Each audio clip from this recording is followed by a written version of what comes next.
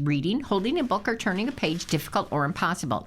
The content is copyrighted by the respective publisher.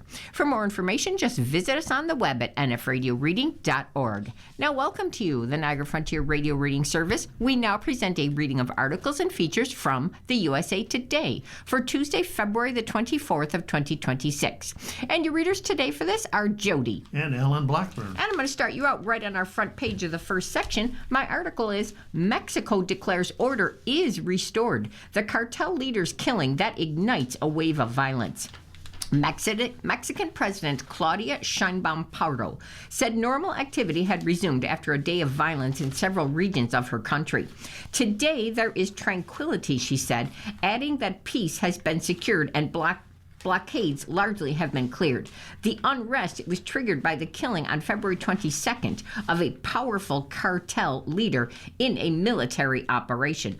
The killing had triggered waves of violence across Mexico as cartel operatives sought revenge.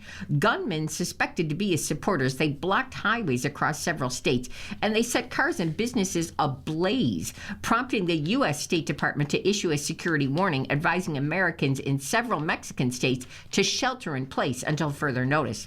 Now travelers are on alert. The advisories, they covered the states of Jalisco, Baja California, Quintana Roo, and areas of the states of Guanajuato, Guerrero, Michoacan, Oaxaca, Nuevo Leon, and Tamaulipas. Now, that includes some of Mexico's most popular vacation spots and destinations for Americans.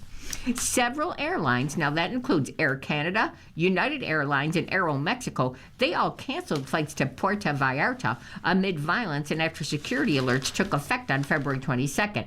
Now, Sheinbaum said that flights would resume by Tuesday, February the 24th. A new U.S. military-led task force specializing in intelligence collection on drug cartels, that played a role in that Mexican raid, a U.S. defense official said. The Joint Intra-Agency Task Force Counter Cartel, which involves multiple U.S. government entities, was quietly launched back in late 25 with the goal of mapping networks of drug cartel members on both sides of the U.S.-Mexico border. The U.S. official who spoke to Reuters on the condition of anonymity did not offer further details on any information the task force may have offered to the Mexican authorities. The official stressed that the raid itself was a Mexican military operation. Mexican Defense Minister Ricardo Trevilla Trejo said information leading to El Mencho's capture and the death, it stemmed from a romantic partner of that crime boss. He also said that roughly 80% of the weapons secured in the operation came from the U.S. Among the weapons confiscated were Russian-made rocket launchers that were capable of taking down aircraft. And lastly, President Trump weighs in. In a social media post on February the 23rd, President Donald Trump briefly commented on that unrest in Mexico. He said he watched an interview with former acting Drug Enforcement Administrator Derek Maltz on Fox News, who spoke about the death of El Mencho, and he praised the Trump administration for its immigration and border policies. Mexico must step up their effort on the cartels and the drugs, Trump wrote. Here's a column by Josh Peter. Hockey win caps USA's best winter games ever. Headline Milan. It ended in Bedlam. Hockey sticks, helmets, and gloves covered the ice. The U.S. men's hockey team celebrated like boys after they beat Canada 2-1 in overtime in the gold medal game in the 2026 Winter Olympics on February 22nd. And it was time for everyone to celebrate something bigger. The victory capped a memorable and electrifying Winter Olympics. Made it maybe the greatest ever? Okay, so there were a few broken medals, and occasionally it rained. And frankly, the pizza here is overrated. Sorry, Italy, and thank you, Italy. You were a great host as America won 33 medals, 12 of them gold. The most ever for the United States at a Winter Games. But what made it incredible went beyond the medals, such as the heartbreak of Lindsey Vonn and Ilya Malenin. Vonn, whom at age 41 and with a torn ACL pointed her skis downhill and said to hell with caution. Then she crashed 13 seconds into her run, shattering her leg and her dreams and maybe a little bit of us. And Malenin, a self-proclaimed quad god, unraveled during the men's skating competition, then openly discussing the vice-like pressure something it had been building for months. And it wasn't all about Americans. There was the other dominance of Norway's cross-country skier Johannes Høsflot Klæbo. He won 6 gold medals, breaking the record for the most gold medals won at a single Winter Olympics. It hurt a little, too, knowing the record had belonged to Eric Heiden, American speed skater, since the 1980 Games in Lake Placid. Then there's the reason that NBC pays billions for TV rights and why we watch. Alyssa Liu, the U.S. figure skater with the striped platinum hair and undeniable joy, ended a long drought. She became the first American to win a gold medal in the individual competition since 2002. Then there was the women's hockey team, dominant until they ran into Canada, and clutch and gritty when they rallied in regulation and won in overtime. Then came the U.S. men's hockey team, jumping to a 1-0 lead and scrambling to protect before Canada simply refused to comply. Canada looked fast and skilled enough to finish off the Americans before the game went to overtime. And before, well, you may know how it ended. Jack Hughes scored at 1:41 of overtime, and the bedlam began as helmets, gloves, and hockey sticks covered the ice. Amid the celebration, 3 players skated while holding a USA jersey with Gaudreau and number 13 on the back. It was a tribute to Johnny Gaudreau, who was an NHL star in 2024 when he was riding his bike, struck by a car, and killed. Gaudreau would have been on this hockey team had he survived. Johnny Hockey, fans were chanting Gaudreau's nickname. It was okay if you watch it without tears, or if you got choked up, just took in the remarkable scene. It was a reminder of why we gather with the world and do this every 4 years. So this was the best Winter Olympics ever? Well, 46 years ago to the day, another men's U.S. hockey team shocked the Soviet Union in Lake Placid. Fortunately, the Olympics provide time to debate. See you again in 2030? And now here's your page 1 cover story, State of the Union preview. Will Trump focus on economy or legacy? Now there's a big giant color picture of a close-up of Trump's face, looking to the side, speaking very serious. You can see he has his blue power suit on. And it says, "To my fellow citizens, America is back." That's President Donald Trump in his 2025 address from this picture. Some in the GOP see their own political futures tethered to the priorities of the president's address. The state of President Donald Trump's union is troubled. When he delivers his annual State of the Union address on February 24th, which is tonight, the audience in the House chamber will likely include members of the Supreme Court that just outlawed the stiff tariffs that have been his primary economic and national security cudgel. A key part of the administration has been partially shut down in a ferocious showdown over his aggressive immigration enforcement, and congressional Republicans bracing for what now looks like difficult midterm elections will be watching for which Donald Trump climbs the date. Call it a battle for Trump's brain. Some see this effort to refocus his message on kitchen table problems, and even to acknowledge that those problems are real, as an existential challenge to their own political futures and the GOP's continued control of Congress in November. That has not been the president's priority so far. Since he signed the so-called Big Beautiful Bill, that was last July 4th. Fourth, extending the sweeping tax cuts from his first term, Trump has been less interested in legislation and more interested in his legacy. He has been less engaged on the close-to-home issues that were key to his election to his second term in 24, and more on the global war and peace causes that he hopes will burnish his place in history. Now, at the State of the Union address, not only senators and representatives but also cabinet members and military chiefs and high court justices and ambassadors from around the world. They will be arrayed before Trump in the House chamber. The evening, it offers the grandest venue, the biggest TV audience, and the highest profile speech most presidents will have all year. So will Trump use that opportunity to deliver a forward-looking agenda designed to boost his fellow Republicans, some unnerved by Democratic victories and a series of special elections over the past year, or one that exalts the achievements he claims to have already scored? We'll see on Tuesday, it says. On the economy, triumph versus empathy. So take the economy. On no other front is there a greater division between what Trump has been saying and what the congressional Republicans want to hear. But affordability is the concern that members of the Congress in both parties are hearing from their constituents. A majority of Americans said in a research poll released this month that they have been very worried about the cost of a string of specific healthcare, food, housing, and electricity. Republicans on the ballot this fall, they hope to hear empathetic message from Trump. More like, I feel your pain. Less like, the economy is fixed, no matter how you feel about it. On foreign policy, America first versus the Nobel Prize. On foreign policy, too, Trump's actions in office have been different than his campaign message. During his presidential campaigns, he extolled an America first message. That is, that the country should focus on its problems at home, not on its role around the world. He promised no more endless wars like the one in Afghanistan, the nation's longest, which ended back in 21 after 2 decades. But Trump in office has been extensively engaged in conflicts around the globe, now bragging that he has settled 8 wars and he deserves the Nobel Peace Prize. In recent days, he convened his Board of Peace with an agenda that starts with rebuilding devastated Gaza. Last week, he dispatched a top aide and his son-in-law for back-to-back negotiations in Geneva on the war in the Ukraine and tensions with Iran. He has moved a second carrier group to the Middle East to be poised for possible strikes on Iran, despite warnings from allies in that region that could risk sparking a larger war.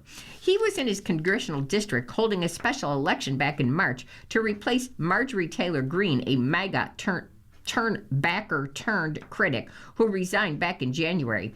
If you had to put America first from the start instead of your rich donor class and foreign policy, you wouldn't have to strategize on how to gaslight Americans. Greene heckled in a post on X about the White House planning for his State of the Union. Messaging just won't fix this. And you can write a script, but you can't make him stick to it. Now, even in his biggest speeches, Trump rarely follows his script. Consider last year's address to the joint session of Congress. To my fellow citizens, America is back, Trump began, reading the version that was on the teleprompter. But then, for the next hour and 39 minutes, he ranged far afield, delivering the longest such address in decades. He praised firefighters. He said unbelievable people who voted for me in record numbers, while he denounced wokeness. Now, wokeness is trouble, he said. Then he gave a hat tip to Secretary of State Marco Rubio, but paired it with a warning. Now we know who to blame if anything goes wrong, he ad-libbed. He also repeatedly blamed the nation's economic and other woes on Biden, and something that will be harder to do after he's been the president in charge for more than a year. As you know, we inherited from the last administration an economic catastrophe and an inflation nightmare, Trump had said last year, pointing out in particular the price of eggs as a sign of Biden's failure. So, as president, I'm fighting every day to reverse this damage and make America more affordable again. There's that word. Does he say it again this time? You're listening to a reading of today's USA Today on the Niagara Frontier Radio Reading Service. The time is 12:13.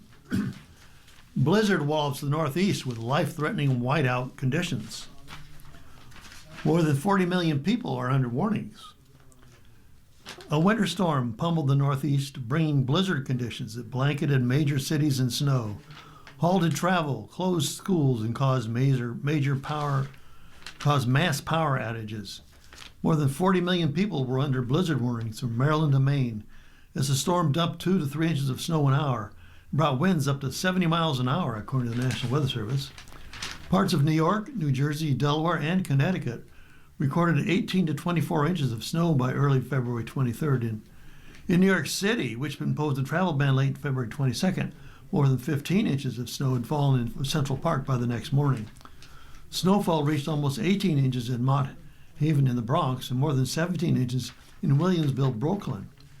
New Jersey extended travel restrictions and remained in a state of emergency in all 21 counties, Governor Mike Sherrill posted on X early February 23rd. At the time, more than 24 inches of snow had been recorded in Freehold in Monmouth County, according to the National Weather Service report. Snowfalls totaled nearly two feet across the Mid-Atlantic region by early Monday. On Long Island, the village of Quogue recorded more than 23 inches of snow, and Montauk got 22 inches. More than 443,000 power outages were reported across the Northeast by early Monday, most of them in Massachusetts, New Jersey, Delaware, and Maryland, according to PowerOutage.usa. Life-threatening conditions. The storm snarled at travel at airports and on roads. More than 5,500 flights were canceled, according to FlightAware. Street closures abounded as snow piled up, and whiteout conditions made for potentially life-threatening travel conditions. The Weather Service said Amtrak suspended all service between New York City and Boston. Amtrak is making additional service adjustments to other routes due to dangerous weather conditions, the rail service said in a statement. Impacted customers will be notified directly of any cancellations or adjustments. Meanwhile, universities across the region rescheduled classes and switched to remote learning. Public schools were closed and classes were delayed in multiple places, including Washington, D.C., Massachusetts, New York, Rhode Island, New Jersey, and Connecticut. New York City Mayor Zohran Mamdani closed public schools for an old school snow day, a sharp contrast to January, when students were still required to attend online classes during another winter storm, a decision that led some students to send an email to the mayor's wife, according to Bloomberg. Delays and closures also disrupted state courts in Rhode Island and federal agencies in the national capital, where employees were told by the Office of Personnel Management to arrive for work no more than 2 hours later than they would normally be expected to arrive. More snow ahead. The beleaguered Northeast is expected to see little relief from the wintry weather. Additional chances for snow are on the way this week across the Northeast, as many will start to dig out from the blockbuster blizzard. The first a clipper storm will track across the region on February 24th and 25th. That's today and tomorrow, spreading a swath of snow and rain across Washington, Philadelphia, and New York City. Second, later in the week, another storm will bring wintry weather across much of the Northeast, with snow to the north of the storm track and a band of sleet and freezing rain in the transition zone. But there remains a fair amount of uncertainty on the storm track, the National Weather Service said in an online forecast. The second system should reach the eastern U.S. in late February 26th. That would be Thursday. Cold air in place can support a stripe of snow north of the storm track. On the southern fringe of the cold, it's possible precipitation could be a mix of rain, snow, and ice. After 4 years, is peace in the Ukraine any closer to reality? Trump has vowed to end the war in a day. President Donald Trump has taken extraordinary action when it comes to confronting authoritarians in places like Venezuela, where U.S. forces captured leader Nicolas Maduro, and in Iran, where he bombed nuclear sites back in June. He is now threatening a new attack. But there's one strongman Trump has consistently refused to accost. That's Russian President Vladimir Putin, whose intellect and iron grip the former reality TV star has long admired. Now, the Russian leader has convinced Trump and U.S. negotiators, including presidential envoy Steve Witkoff, that he wants to cut a deal to end his long war, even as Moscow rains missiles and drones on Ukrainian cities, cutting the heat and the water and power to thousands. The war that Trump repeatedly swore he could end in a single day is now 4 years old, and on the eve of the anniversary of Russia's invasion, February 24th, that is, and his coinciding State of the Union address, there is still no peace deal. Is the president getting played? Ukraine skeptics and advocates alike say that only Trump can force Putin into a deal, but the president has often taken a harder line with Ukraine than with Russia, the war's clear aggressor, demanding that Kyiv give up territory Moscow has been unable to conquer by force in exchange for an American brokered peace.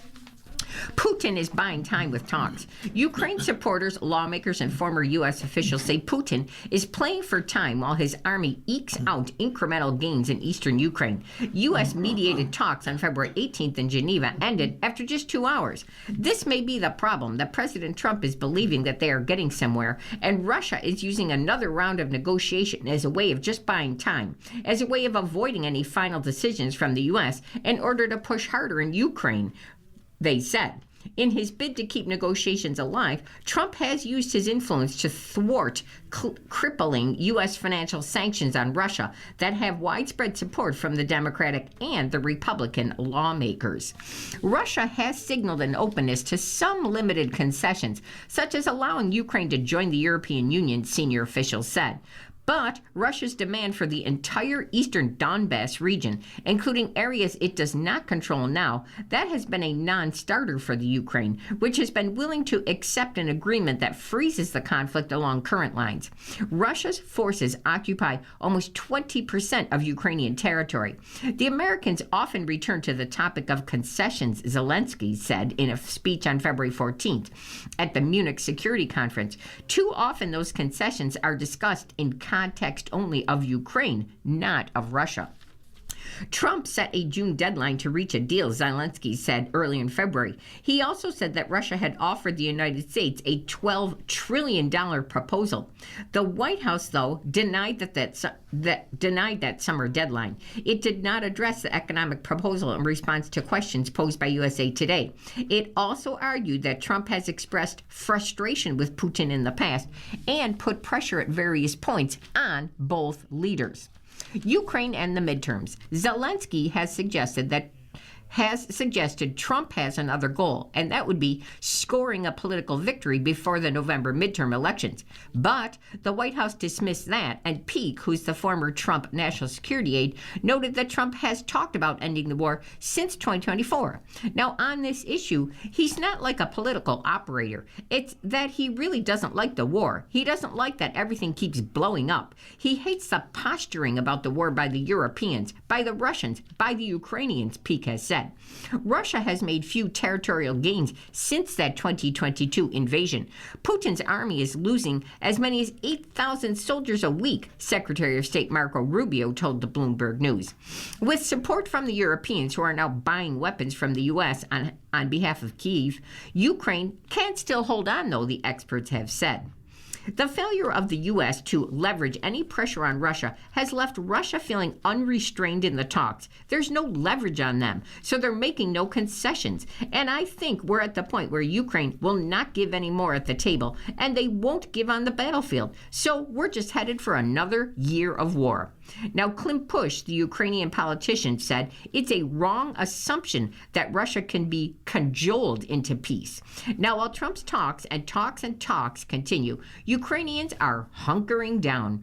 As many Ukrainians shiver in the dark, we understand that this is still better than the Russian gulag, Klimpush said. That's what Russia can offer on the occupied territories. Recalling those mass graves and torture chambers that were discovered in areas liberated from the Russian forces and the abduction of thousands of Ukrainian children, she described what many in her country view as a systemic effort to extinguish Ukraine's culture, its history, and its language. We know what we are fighting for, she said. Details on the Mar-a-Lago breach emerge. The alleged intruder is identified as a man from North Carolina. Details are emerging about the armed man who allegedly breached a secure perimeter at President Donald Trump's Mar-a-Lago property before being fatally shot by law enforcement officials on February 22nd. The Palm Beach County Sheriff's Office identified the man as Austin Tucker Martin, 21 years old, from North Carolina. Martin was reported missing within the last few days, Reuters reported. Martin was allegedly seen near the property's north gate about 1:30 a.m. and was stopped by a Palm Beach County Sheriff's deputy and two Secret Service agents. The president was in Washington during the incident and not at his Florida club. Palm Beach County Sheriff Rick Bradshaw alleged that Martin was carrying a shotgun and a fuel can, and the officials ordered him to drop the items. Martin put the gas can down, but the sheriff said he raised the shotgun to a shooting position, and authorities fired their weapons at him in response. Have officials identified the man? The Palm Beach County Sheriff's Office confirmed Martin was killed on Sunday, February 22nd. Before confirming his identity, authorities described him as a white male in his early 20s. Bradshaw told reporters that law enforcement officers were not aware of Martin before the incident. The sheriff also said he couldn't confirm how many shots were fired because the state case is still under investigation, with the FBI taking the lead. No law enforcement officials were injured in the shooting, but Martin was pronounced dead at the scene. And what else have the authorities said? Authorities asked people who live in the area to look at any security footage they may have from around their homes and report anything suspicious to the FBI or local officials. Trump has not addressed the incident publicly. In a post on social media, White House Press Secretary Caroline Leavitt said the Secret Service acted quickly and decisively to neutralize a crazy person. She slammed Democrats for the partial government shutdown, during which the House of Homeland Security, which oversees the Secret Service, has faced a lapse in funding. Greenland says no thanks to Trump ship. The Prime Minister rejects the offer of a hospital vessel. Greenland rejected a seemingly impromptu plan by Donald Trump to send a hospital boat to the island that he's trying to acquire, saying in a searing statement that the U.S. president should respect the territory's sovereignty and stop needling it on social media. It's a no thank you from here, Greenland's Prime Minister Jens Frederik Nielsen said. President Trump's idea of sending an American hospital ship here to Greenland has been noted. The statement followed Trump's announcement on February 21st social media post that he planned to send a hospital vessel to Greenland to take care of sick residents of the Arctic island, whom he said they were not receiving treatment. Working with the fantastic government of Louisiana, Jeff Landry, we are going to send a great hospital boat to Greenland to take care of the many people who are sick and are not being taken care of there. It's on the way, and there's 3 exclamation points after that. Trump said, referring to his special envoy to that island. Now, his comments reignited tension with Greenland over the administration's aggressive push to purchase the self-governing territory of Denmark. Trump backed down from a threat to launch a military invasion following congressional blowback, tumbling stock prices and criticism from America's closest allies. In place of that effort, though, Trump said the U.S. has agreed on a framework with Denmark that provides total access to Greenland. Further details on that deal have yet to emerge. We are always open to dialogue and cooperation, also with the USA. But please talk to us instead of just making more or less random statements on social media. Dialogue and cooperation, they require respect for the fact that decisions about our country are made here at home, Nielsen had said. Trump's announcement appeared to have been prompted by Joint Arctic Command's announcement earlier in the day that the Danish Navy evacuated a crew member from an American submarine to receive urgent medical treatment at a hospital. In his statement, Nielsen indirectly referred to the incident, saying that Greenland has a public health care system in which treatment is free for its citizens. That is a deliberate choice, and it's a fundamental part of our society. That is not how it works in the USA, where it costs money to go see the doctor, he said. The White House did not immediately respond to a request for comment on Nielsen's remarks, and it has not said what vessel was sent to Greenland, or it has not provided details about its status or its location. You're listening to a reading of articles from today's USA Today on the Niagara Frontier Radio reading service. The time is 12:27, and we're going on to the money section. Profits wages gap has recorded its widest margin. An economic measurement that compares corporate profits with employee compensation has hit the highest on record back to the end of World War II, further underscoring widespread discontent among all kinds of Americans. KPMG economist Diane Swonk says the percentage of gross domestic product represented by corporate profits versus the amount that accrues to employees' wages presents a stark visual similar to the K-shaped economy, which shows the fortunes of haves heading up and those of the have-nots cratering. The past few decades have really not been great for workers, Swonk said in an interview with USA Today. It's gotten progressively worse. You do get to these tipping points. It's a question she wrestles with, she said, because official data seems to paint a picture of a reasonably healthy economy, even as measures of confidence plunge and Americans feel increasingly divided and in many cases bitter. Some people may wonder why they're not able to get ahead, even if they're doing everything they were told to do, like go to college. Others may resent not being as well off as previous generations were. Still others may simply struggle with trying to make ends meet every day. That's how we get to these narratives of mistrust, Swonk said. There's a sense of betrayal. The American economy feels so bleak that it's hard to offer policy prescriptions, she said. One example is the subsidies for buying insurance that were enacted during the COVID-19 pandemic and lasted for a few years before expiring in 2025. Many Americans came to depend on the subsidies, which were simply patches over the gaps in the healthcare system. that many feel duct taped together and not really working for patients, providers, or insurers. Despite it not having many suggestions, Strong still feels compelled to document the numbers that not all is well. I think it's important for people to understand what's really going on because, the economy isn't the stock market. Taxes after death, it takes time. Getting refunds for deceased take over a year. Losing a loved one is hard enough, but some are still forced to deal with the IRS for more than a year after that. After someone died, it took the Internal Revenue Service an average of 444 calendar days to issue refunds due to that deceased person's beneficiaries, and that was from January of 21 to July of 24, according to a report issued by the Inspector General for Tax Administration, that's called the TIGTA. Losing a loved one is difficult, and filing a final tax return should not cause undue burden in a difficult time. The National Taxpayer Advocate, that's an independent ombudsman Association for Taxpayers, wrote in a blog. So why do refunds after death take so long? Now, the IRS Form 1310, to claim a federal tax refund on behalf of a deceased taxpayer, it often needs to be filed with the deceased person's tax return unless you're a surviving spouse filing a joint, original, or amended return claiming a refund. Form 1310, it kicks off a manual process within the IRS to process the refund, and bottlenecks can emerge when refunds are handled manually, the TIGTA said.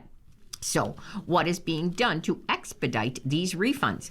The IRS has reduced its backlog. Now, as of August 25, more than 70% of the backlog that had been cleared, with about 1,100 returns that were still waiting to be processed. Additionally, for the year of 2025, tax filings, the IRS implemented a program either to eliminate or significantly reduce the need for manual refunds, it says. For those who claim deceased taxpayers' refunds, TIGTA has said. Changes include allowing systemic refunds once Form 1310 is processed or any other missing information is secured. So, what can Americans do before death to ease this burden, they ask? Though you can't control processing at the IRS or any financial institution, you may need to request information from. There are steps people can take to speed up their work of getting tax returns done, the expert said. Now, one of the biggest hurdles for people is finding the necessary info to complete a tax return for someone after death, said Colleen Sircone. In the past, we received all of our tax forms by mail, and so the person who was filing on behalf of the decedent could simply just wait to collect the mail and be assured that they had all of that tax information.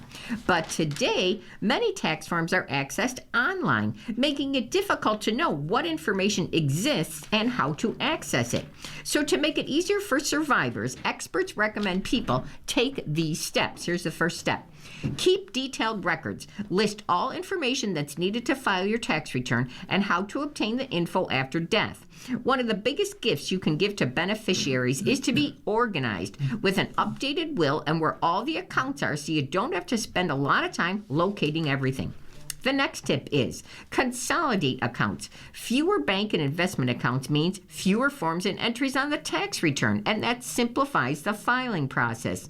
As a bonus, fewer accounts might make managing your assets easier too. The next tip is list contacts who can help. Contact information for professionals like their accountant or their financial advisor who will have the necessary info and can help file the tax return. It might be worth it to get a CPA to help get through this, she said.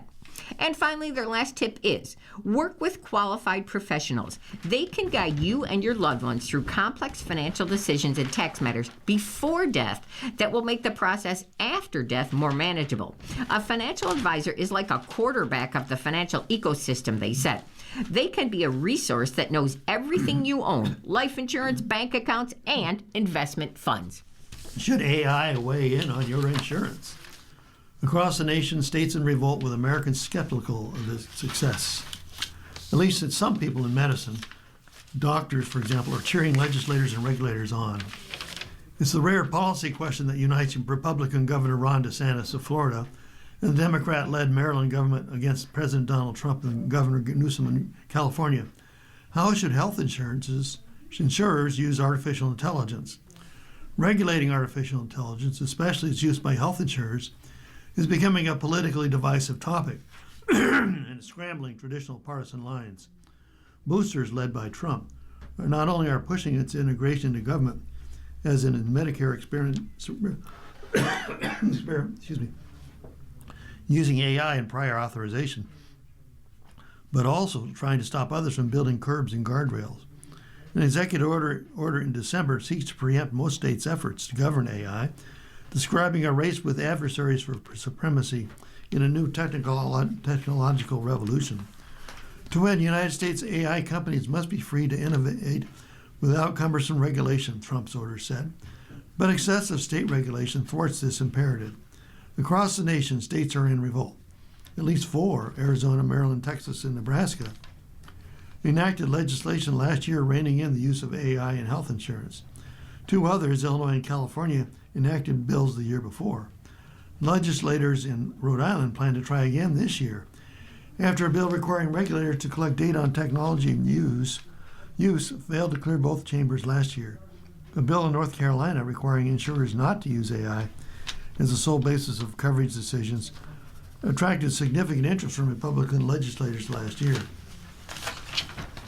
DeSantis, a former presidential candidate, has rolled out an AI Bill of Rights, whose provisions include restrictions on its use in processing insurance claims and a requirement allowing state regulatory body to inspect all algorithms.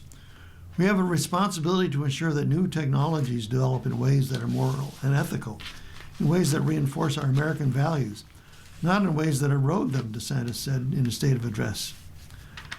Ripe for regulation. Polling shows Americans are skeptical of AI. A December poll from Fox News found 63% of voters described themselves as very or extremely concerned about artificial intelligence, including majorities across the political spectrum. Nearly 2/3 of Democrats and just over 3 in 5 Republicans said they had qualms about AI. Health insurers' tactics to hold down costs also trouble the public. Reporting from ProPublica and other news outlets has highlighted the use of algorithms to rapidly deny insurance claims or prior authorization requests, apparently with little review by a physician. Last month, the House Ways and Means Committee hauled in executives from Cigna, United Health Group, and other major health insurers to address concerns about affordability. When pressed, the executives either denied or avoided talking about using the most advanced technology to reject authorization requests or to toss out claims. AI is never used for denial, Cigna CEO Daniel Cordani told lawmakers.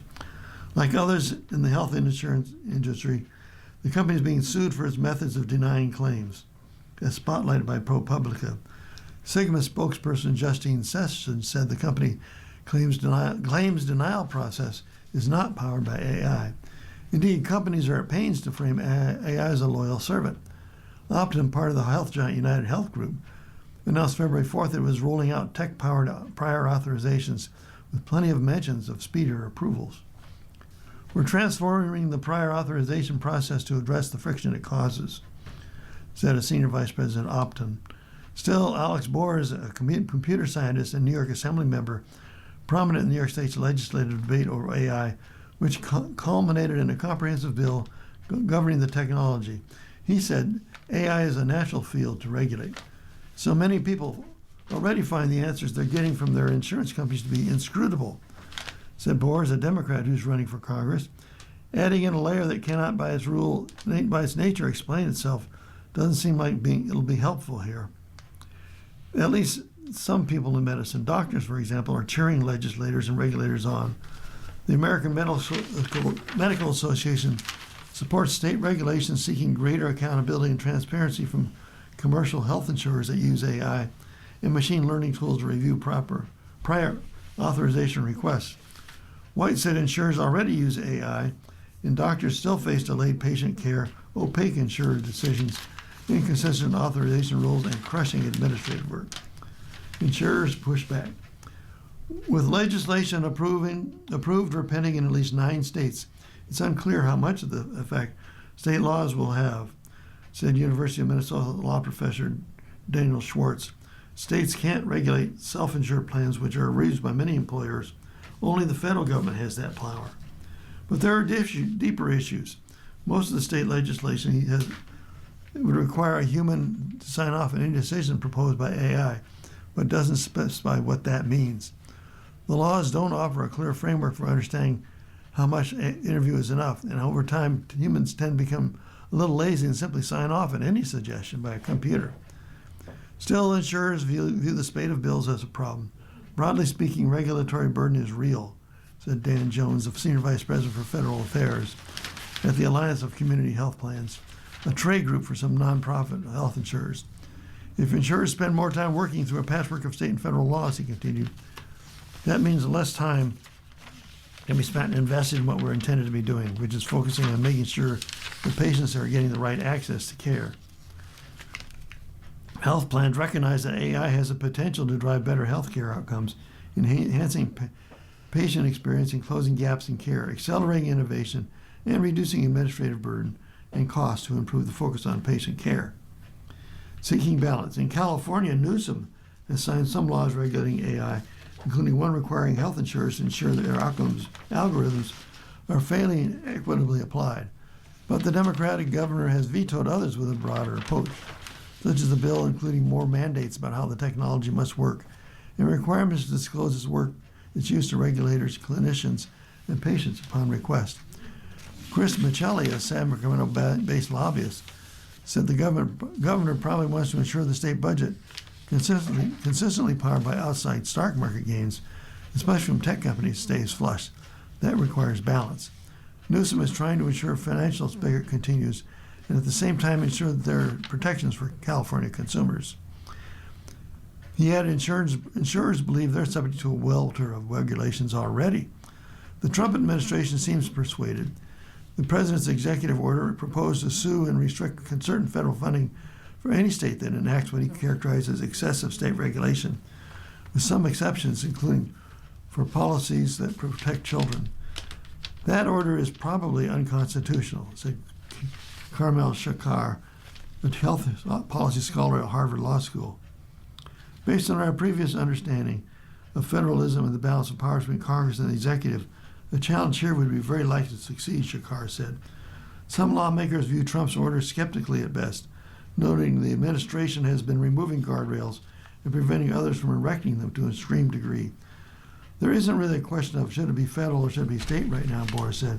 The question is, should it be state or not at all? That you're listening to a reading of today's USA Today on our AgriFrontier radio reading service. Our time is 12:42, and we're still in our money section. Now I have $56.85 million Wells Fargo settlement. Are you eligible? Wells Fargo has agreed to pay $56.85 million to settle a class action lawsuit that claims some customers' credit scores were harmed during the COVID-19 pandemic. The bank, it did not admit wrongdoing, but it agreed to the settlement after a lawsuit claimed it violated the Fair Credit Reporting Act by improperly reporting mortgage forbearances, which allows borrowers to pause or reduce payments during financial difficulty. The lawsuit said that during the early months of the pandemic, Wells Fargo placed some borrowers into mortgage forbearance after they expressed financial hardships. The lawsuit accused Wells Fargo of violating the Coronavirus Aid, Relief, and Economic Security, that's called CARES Act, by inaccurately reporting account information to credit bureaus, potentially harming consumers' credit scores. Now, a judge in San Diego is scheduled to decide whether to approve the settlement on April 17th. If approved, affected customers could receive payments from that settlement fund. So, who is eligible to receive part of this settlement? Only people who own or have owned property in California with a Wells Fargo mortgage will be able to participate in this lawsuit, according to the settlement website. To be eligible, they must have received a CARES Act forbearance on or after March 27th of 2020, according to the settlement's website. So what is this CARES Act? In March of 2020, Congress enacted the CARES Act to provide financial support to people harmed financially by the pandemic. Under this act, lenders such as Wells Fargo, they were required to report up-to-date accounts placed under forbearance because of the pandemic-related financial hardship as current, meaning that the loan would show as if it were up to date even if the borrower had requested a pause on their payments. The act was intended to assist borrowers during the pandemic and to ensure their credit scores would not be harmed. The lawsuit accuses Wells Fargo of violating that act by misreporting accounts placed under forbearance during the pandemic to those credit bureaus. So, when is the final day to apply to take part in this settlement? Consumers who do qualify, they do not need to apply to be included in the settlement, and they will receive an automatic payment from the settlement fund after the final hearing if it's approved. Consumers who are eligible but object to receiving a payment, they could opt out of receiving a payment from the settlement fund according to the website. All opposed, though, they must file a written objection to the settlement with the Superior Court of California on or before March 25th of 2026. Those who would like to speak at the final court hearing, they also must submit a written notice of intention to appear, which must be filed and postmarked on or before that objection deadline. And finally, it says, how much is the settlement worth? In total, Wells Fargo has agreed to pay $56.85 million. A court will decide whether to approve that settlement at its final court hearing on April the 17th. So here's a column by Johnny C. Taylor about human relations called Ask Johnny. And the question is, why does my boss want to end working from home? Question, I've been thriving in my remote setup, yet my boss keeps nudging me to come back to the office. He hasn't flagged any performance issues, so I'm struggling to understand the push. If I'm doing good working from home, what's the big deal about showing up in person? Asked Noreen. And here's Johnny's answer. Here's the reality many employees don't like to hear. Doing good working from home doesn't automatically override your employer's expectations about where that work gets done. In other words, this isn't about your performance, it's about alignment. Your employer has the right and the responsibility to decide how work happens. That includes whether roles are in-person, remote, or hybrid. Those decisions aren't made to single you out. They're driven by leadership philosophy, long-term business strategy, collaboration needs, talent development, and how leaders believe culture is built and sustained. And yes, culture really matters. Employees don't just produce work. They develop, learn, and build trust through collaboration. And proximity makes certain things easier. Informal coaching, real-time problem solving, relationship building, and visibility into how decisions get made. For many organizations, especially those focused on developing future leaders, those benefits aren't optional, they're strategically critical. That doesn't mean remote work has no place or no value. For some roles, it works extremely well, and certain people are more focused, more productive, and more engaged at home.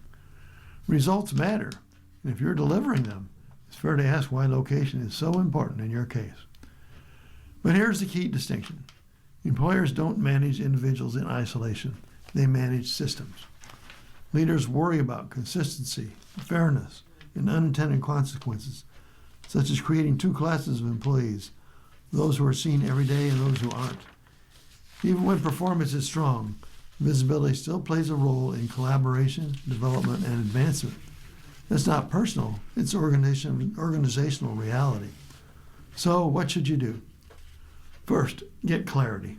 Ask your manager, what's driving the push to return? Is it about collaboration, team cohesion, leadership development? Understanding the why matters even if you don't love the answer. Second, be honest with yourself.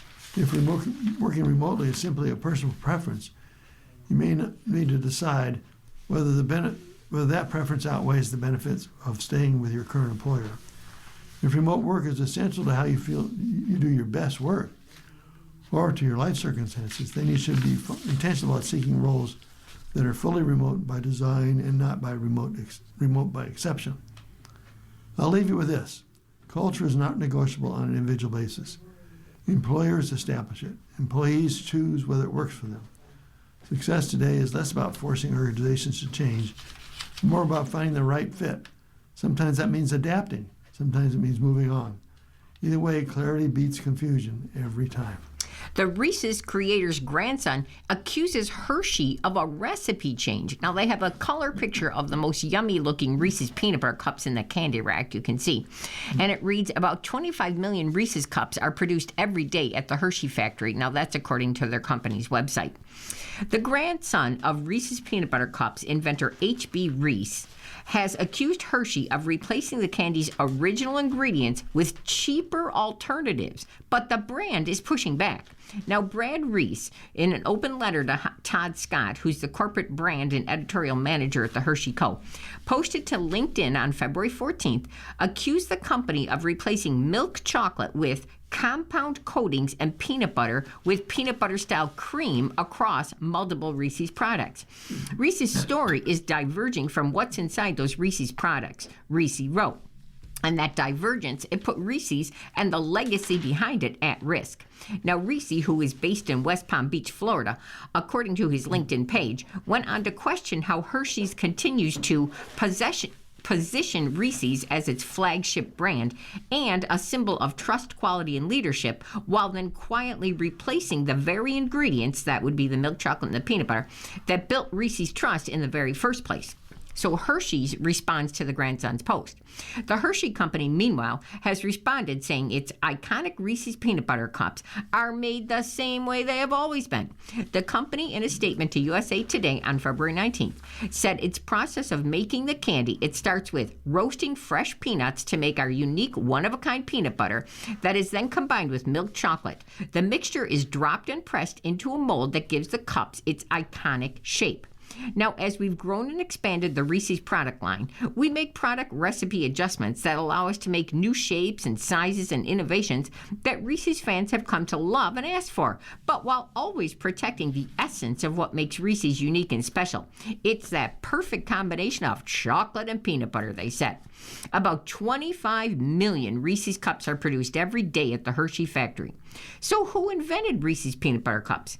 Harry Burnett, that's H.B. Reese, a former employee of the Hershey Chocolate Company, created Reese's peanut butter cups candy in his basement in Hershey, Pennsylvania, back in 1928. Now, that's according to Hershey's.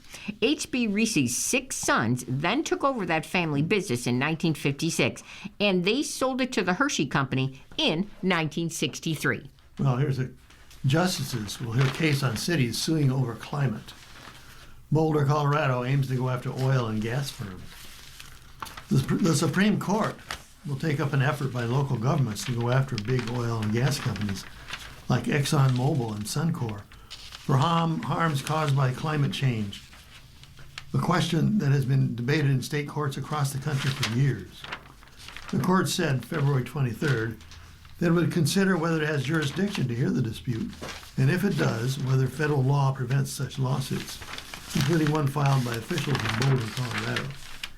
In a challenge that began in 2018, the city and surrounding country claimed the companies violated state law by misleading the public about the environmental effects of fossil fuels and should have to help cover costs incurred by the community from climate change. Local communities are living with the mounting costs of climate change, Boulder Mayor Aaron Brockett said in a statement. The Supreme Court should affirm Colorado's right to hold these companies accountable for the harm they have caused in Colorado. The companies which deny the allegations argue local governments can't use state laws to tackle a global environmental issue. Boulder, Colorado cannot make energy policy for the entire country, lawyers for the company said in their appeal. But attorneys for Boulder said the Constitution doesn't prevent state and local governments from addressing in-state harms caused by out-of-state conduct, be it the negligent design of an automobile or the sale of asbestos. Numerous lawsuits filed across the country against major energy companies are modeled after the successful challenges to tobacco and opioid companies and rely on consumer protection statutes and public nuisance claims. The industry has tried to block them from going to trial, a move supported by the Trump administration. The Justice Department told the Supreme Court that Boulder's lawsuit is barred by the Constitution and by the Clean Air Act, a federal law regulating air pollution. The Colorado Supreme Court's 5-2 decision to let the city's lawsuit proceed was a manifestly wrong on a question of vast nationwide significance, the Justice Department wrote in urging the High Court to get involved. That's a different position from the one taken by the Biden administration. In a similar case from Hawaii, the Justice Department said in 2024 that the Supreme Court should not get involved before state courts have fully litigated the question. And here's one more short article. Since we have time, I'll read about the CDC.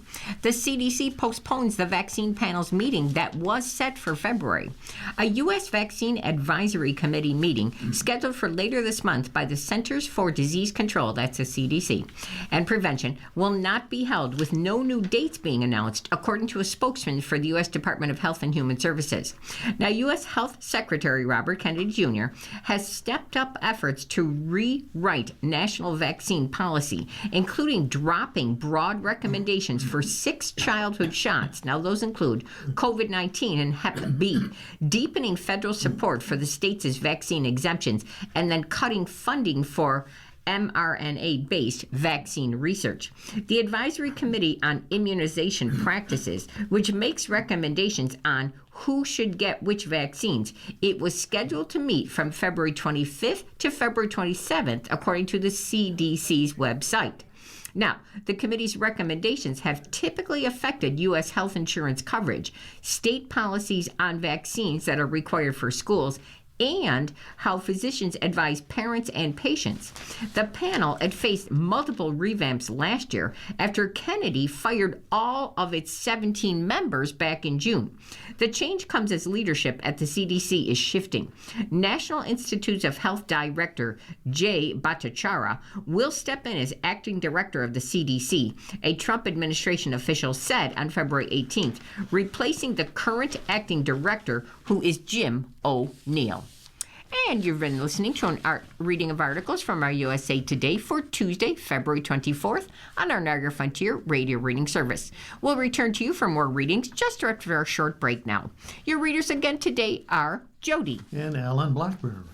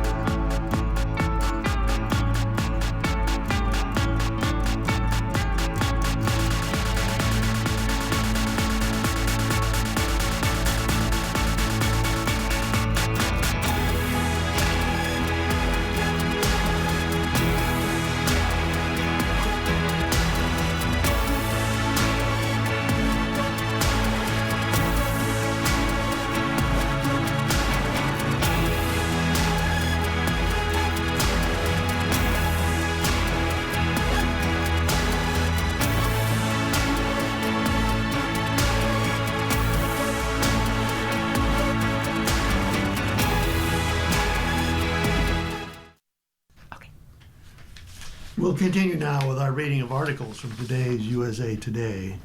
Your readers are Jody. and Alan Blackburn, and we're on to the sports section. Solid gold. Jack Hughes lost teeth and then scored in overtime. Headline Milan. Seems only fitting that the player who gave his two front teeth to Team USA's quest for Olympic hockey gold would score the game-winning goal in a 2-1 overtime victory over Canada.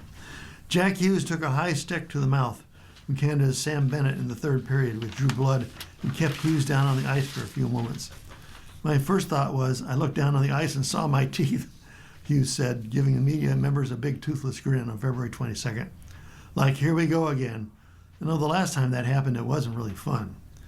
Hughes' second thought was he just landed his team an elite first power play, 4 minutes to be exact, after Bennett was called for a double minor penalty at 53 minutes and 26 seconds.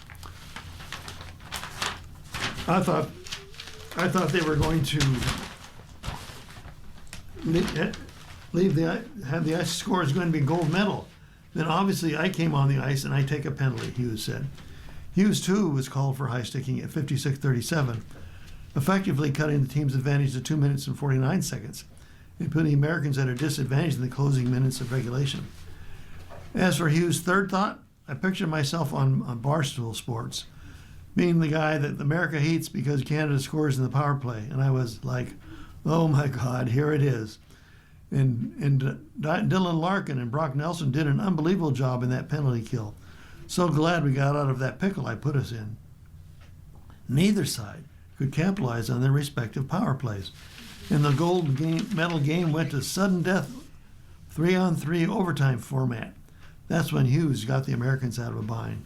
In the extra period, Hughes showed his grit, even without his missing teeth, by hustling down the ice on a U.S. rush and taking a perfect pass from Zach Werenski to beat Canadian goaltender Jordan Bennington 1 minute and 40 seconds into overtime. When the puck hit the back of the net, the U.S. men's hockey claimed its first Olympic gold since 1980. Jack the Superstar Hughes. I don't know how many teeth he lost, but it's only fitting. Matthew Tkachuk said following the overtime win, which coincidentally happened on the 46th anniversary of the Miracle on Ice victory in 1980. There's a guy willing to give it all, and what a huge goal. Hughes was all smiles except for parts of those two missing teeth coming off the ice. Quinn Hughes said he's proud and happy for his younger brother, who he dubbed a freaking gamer. He's always been a gamer, just mentally tough, been through a lot, loves the game, an American hero. Quinn Hughes said it was extra special for me to watch him do that, considering Hughes' long journey back from injury. There's a bunch of idiots out there, and they don't know what it's like to get surgery for 6 months, not really feel good for 10 months, and do that back-to-back, Quinn Hughes said. For him just to persevere and keep believing and just keep going no matter what happens. He's a special guy and a special player. Quinn Hughes recalled the specific moment he realized his brother's deep passion for the game and lessons it teaches. He said all the highs and lows helped keep his brother even-keeled ahead of overtime. Hughes didn't even appear to be nervous during the intermission before the extra period, Quinn Hughes added. I remember when he got injured, he was just crushed. And a couple days after that, he sent me a text message of what he wanted to say to the media on a post on Instagram. It was basically a long message about how much he loves the game and just wants to play. It was so raw, and I told him to take some stuff out. But I remember thinking, this guy just loves the game. He just wants to play it.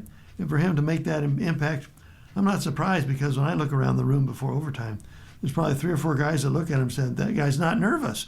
He wants to be that guy, and I felt that way about Jack. Head coach Mike Sullivan said Hughes is a high-stakes player for the team. Jack had a terrific tournament from the first game on. The goals he scored were big-time goals. It's an emotional roller coaster when you go through these experiences. I just think Jack was at the center of a lot of good things that happened for our team. He brought his very best when these stakes were the highest. Tonight was a perfect example of it. Although Hughes is being hailed as a hero, he quickly shifted the focus away from himself and turned it on to his teammates. Doesn't matter about the goal. It's an unbelievable team win. Connor Hellebuck stood on his head, and we're so proud to win for our country. We're gold medalists. But his teammates turned the spotlight back to Hughes because he's deserving of it. When asked about his favorite moment from the 2026 Winter Olympics, the first to allow NHL players since 2014, Austin Matthews immediately said, When Jack scored, that moment's going to stick with me for a very, very long time. And now we're under that same solid gold heading. We're reading about Connor Hellebuyck. Hellebuyck saves the day for USA. Connor Hellebuyck skated alone on the ice. Minutes earlier, the U.S. men's hockey team beat Canada 2-1 in overtime in that gold medal game at the 26 Winter Olympics. Connor, the American goalie, deserved more than a medal, and he got it. The American fans, they roared. We're going to be talking about this performance for generations, U.S. winger Brady Tkachuk said. It was an all-time performance from a superstar at his position. It's going to go down as one of the best performances of all time. He compared the performance to one of the greatest of all time, that of Jim Craig, who faced 39 shots against the Soviet Union back at the 1980 Winter Olympics, and that helped lift the Americans to their 4-3 victory in the Miracle on Ice. It has to be right up there with Jimmy Craig. All the great U.S. goaltenders, I mean in the NHL, whatever type of hockey, goaltender performance you want to talk about, he said. That's right up there. There was reason to believe Connor, 32, was capable of such a performance. He's been a starter for Winnipeg Jets since the 2016-17 season. A 3-time winner of the Vezina Trophy, which goes to the NHL's top goaltender. A winner of the Hart Memorial Trophy. Now that's awarded to the NHL's most valuable player. But U.S. winger Quinn Hughes mentioned the Americans' bus ride to the arena before they played Sweden in the semifinals. He just fell asleep on the bus on the way to the Sweden game, Hughes says. I was like, we're good with this guy. He's very relaxed. Now, since that moment, I knew he was going to be good. That day, he saved 28 of 29 shots as the Americans prevailed 2-1 in overtime. It was a sign of things to come. Thank Title IX for so many medals. If the headlines and captions look the same and seem redundant, it's because they are. This happens every Olympic Games now, winter and summer, for the U.S. Olympic team. Girl power, the Women's Olympics, Team Title IX. As the 2026 Winter Olympics have come to a close, for the third consecutive Winter Games, U.S. women have won more gold medals and more medals overall than the U.S. men. The final tally in Milan, American women won 6 gold medals and 17 medals overall. The U.S. men, 4 gold medals and 12 overall. 2 other gold medals and 4 overall. The U.S. were in mixed gender events. This mirrors what is happening in the much larger Summer Olympics, in which the U.S. women have won more golds and more medals than the U.S. men for the past 4 consecutive Summer Games, going back to the 2012 London Olympics. In Paris a year and a half ago, U.S. women won 65% of the 40 gold medals won by Americans, and they won 68 medals overall to 52 for the men, with 6 in mixed events. It's always exciting to see the women of the Team USA rise to the top of the podium, said Sarah Hirschland in a statement to USA Today. In Milano Cortina, they've competed with dominant strength and confidence. We're proud not only of how they perform, but how they represent the Team USA off the field of play, especially as veterans mentor rookies and carry forward the values that define the United States Olympic team in 2026 Winter Olympics. The reason for all USA's women's success? It's Title IX, the law signed by President Richard Nixon in June of 1972 that opened the floodgates for girls and women to play sports and created the mindset of opportunity and participation that dominates American youth, high school, and college sports to this day. Considering what the U.S. Olympic team would look like without Title IX, without the law pushing high schools and colleges to add girls and women's sports over the last 5 decades, there would be very few, if any, women's NCAA hockey programs, or soccer, softball, basketball, or volleyball for that matter. And without those women college teams as the feeder system for the U.S. Olympic team, there would be far fewer medals for the United States at Winter and Summer Olympic Games. And even in those Olympic sports that aren't traditional college sports, Title IX's empowering influence on American culture has had a significant impact on all U.S. female athletes. The world has noticed for quite some time at the 2012 London Summer Olympics, which was the first time women outnumbered men on the U.S. team, and for the first time they won more gold and overall medals. British Prime Minister David Cameron said his country needed to encourage more competitive sports opportunities in schools, just like Title IX in the United States. Add with the emergence of USA women's professional sports leagues, allowing athletes to compete and train far beyond their college days. The dominance of American female athletes is all but certain to continue for years to come. These Olympics have showcased the global impact of Title IX more than 50 years after its passing. Women's sports legend Billie Jean King texted on Sunday, "One of the biggest indicators of the power of legislation is the establishment of professional sports leagues, like Professional Women's Hockey League, which provides women athletes opportunities to continue to compete after the Olympics and make a living playing the sport they love. These opportunities in the future are why it's important to continue to protect the legislation and the intent of Title IX for all." Billie Jean King, who helped provide funding and support for the Professional Women's Hockey League, said 61 players from the league competed in the Milan Olympics, and 39 were in the gold medal game won in overtime by the United States over Canada. Another reason more women's medals are being won is because there are more medals for women to win. There was a time when International Olympic Committee and the federations of worldwide sports refused to allow women to compete in as many events as men in the Winter and Summer Games. That's changing. During the 2026 Olympics, the ratio of female to male competitors narrowed to as close as 50-50 as it has ever been in the Winter Games. 47% women, 53% women, according to the International Olympic Committee. The long climb to allow women to compete in events that have been male only in the Winter Olympics is just a small ways to go now. The only event in which men competed here but women did not is Nordic combined. So give U.S. women opportunities their grandmothers never had, thousands of college teams to play on, and professional opportunities that didn't exist a decade or two or three ago. They will not only be the only ones to benefit, the nation's Olympic fortunes will too. And you're listening to a reading of today's USA Today on our Niagara Frontier Radio Reading Service. Our time is 1:12, and we're still in sports. We're going to talk golf. The PGA Tour Genesis Invitational. Bridgman wins for first tour victory. Sleeping on a 6-stroke lead going into the final round at the Genesis Invitational, Jacob Bridgman couldn't resist thinking about what it would be like to win his first PGA Tour event. Nor could he ignore the fact that he would be congratulated by the tournament host, and it was none other than Tiger Woods. Knowing he was the one to be waiting to shake the winner's hand, it made it definitely a little bit more nerve-wracking, just because when I was growing up, my youngest golf memory was watching him on TV. When he was in his prime, I was learning to walk and talk and play golf, he said, and I'm still kind of in awe of him. Bridgman finally can check the box in his journal next to winning in his list of goals. While this 26-year-old former Clemson star has a long way to go to match Woods in the victory department, he's one up on him at the Riviera Country Club in Pacific Palisades, California. The course Woods played the most on the PGA Tour without winning.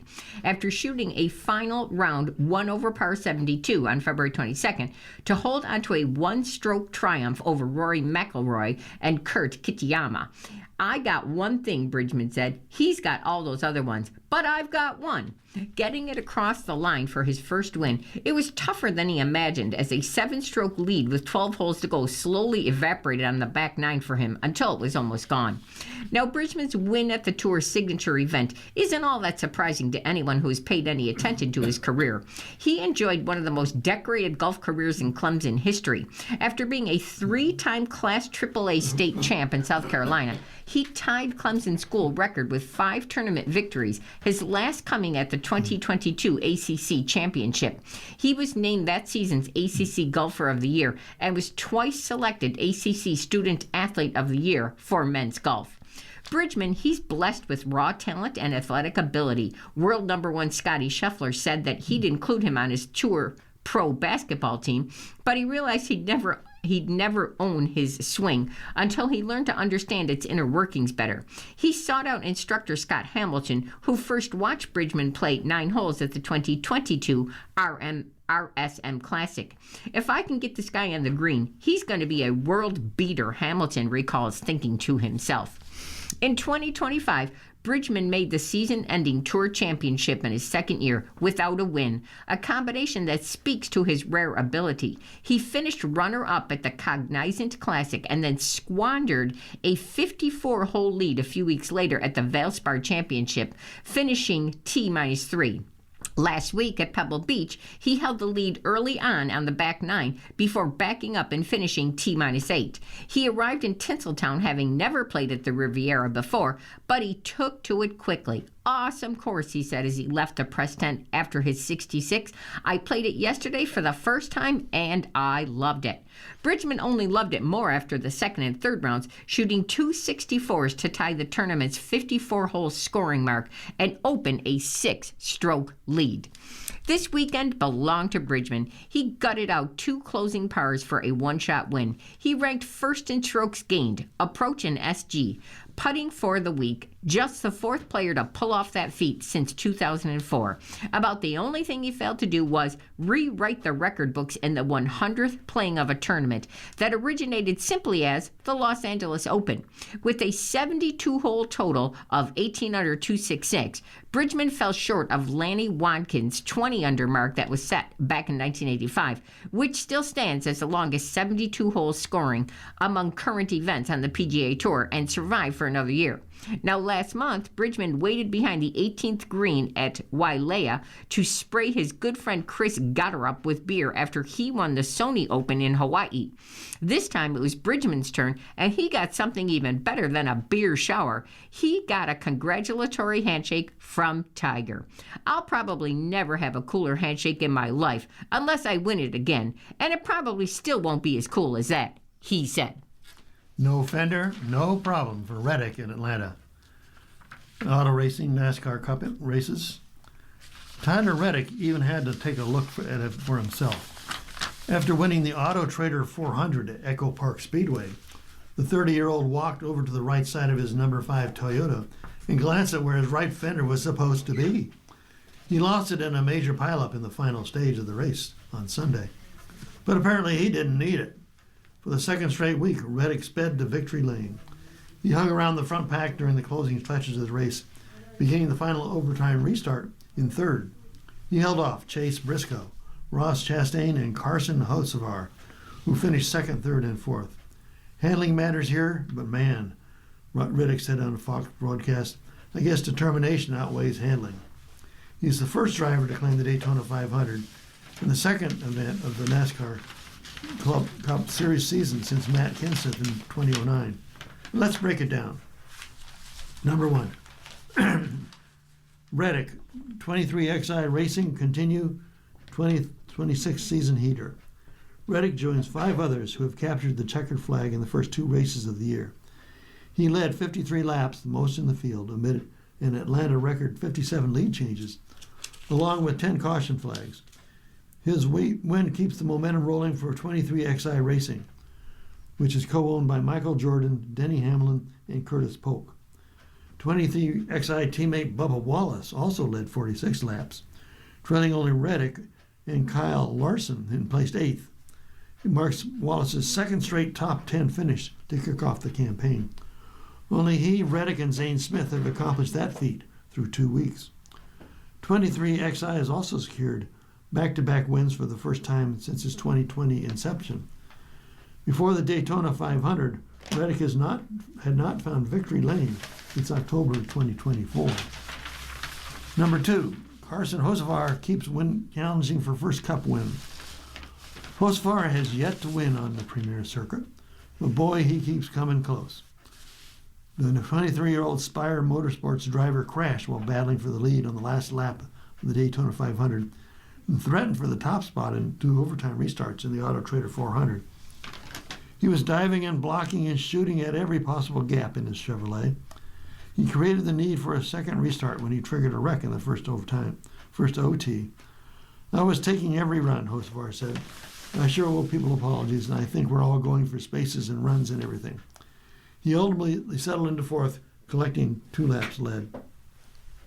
Number 3, NASCAR schedule update. Will SVG continue the road streak? NASCAR will pivot away from restrictor plates for the first time in 2026 next Sunday. But drivers still won't be visiting an average oval track yet. They're bound for the road course at the Circuit of the Americas, abbreviated COTA, or just for short, just outside of Austin. In the Duramax Grand Prix, they'll turn 95 laps and travel 228 miles. Shane Van Gisbergen will look for his 6th straight triumph on road courses, which would tie him with Jeff Gordon for the longest streak ever. He dominated the final 5 roadies of 2025. In life, Moore is known for his greatness and humility. 10 years ago, not almost 10 years ago, exactly 10 years ago, Rondale Moore, he posted a tweet and pinned it to the top of his Twitter page, and it said, "Note to self, be patient." That was back on February the 21st of 2016. Now, 10 years later, not almost 10 years later, but exactly 10 years later, Rondale Moore, he died. A suspected self-inflicted gunshot wound, according to the New Albany Police Department. He was 25. For people all over Indiana, that news, that night it broke on February 21st and spread across social media, became one of X's most discussed topics in the country. It was stunning. It was tragic. Moore grew up in New Albany, and while he graduated from Trinity High in Louisville, he played as a sophomore on New Albany's Class 2016 state championship basketball team. A teammate on that team, one of his best friends, a teammate on youth football and basketball teams, and a neighbor who lived 5 houses down the street, was future Boston Celtics lottery pick. That was Romeo Langford. In 2018, Moore arrived as a freshman receiver on the Purdue football team and needed exactly one game to set a team record for all-purpose yards in a game. As a true freshman, he was a first-team All-American and the winner of the 2018 Paul Hornung Award, given to the most versatile player in the country. 2 years later, Moore entered the 21 NFL draft and was selected in the second round by the Arizona Cards with the 49th overall pick. Moore was a quiet, reserved, shy, you could call him. He didn't enjoy talking with reporters, and not because he was surly. He just knew reporters were going to ask about a topic that he'd rather not discuss, and that would be Rondale Moore. He had a greatness and a humility, a winning combination in any walk of life. Before the first game of his sophomore 2019 season, I went to a practice to ask Moore about his next step at Purdue, and to ask essentially if it was fair for anyone to expect him to put up better numbers. Moore recast that question. He turned it away from himself. That's what he did. There is no next step personally, he said. It's what I can do to help this team win and help guys get better. Get into a better bowl game. Compete for a national championship. That's the next step for all of us. And he continued, as far as putting up better numbers, he said, that doesn't define me as a football player. It's how I work and how I'm treating my teammates. That's something I value more so than myself. Moore, he was an old soul. He was 19 going on forever.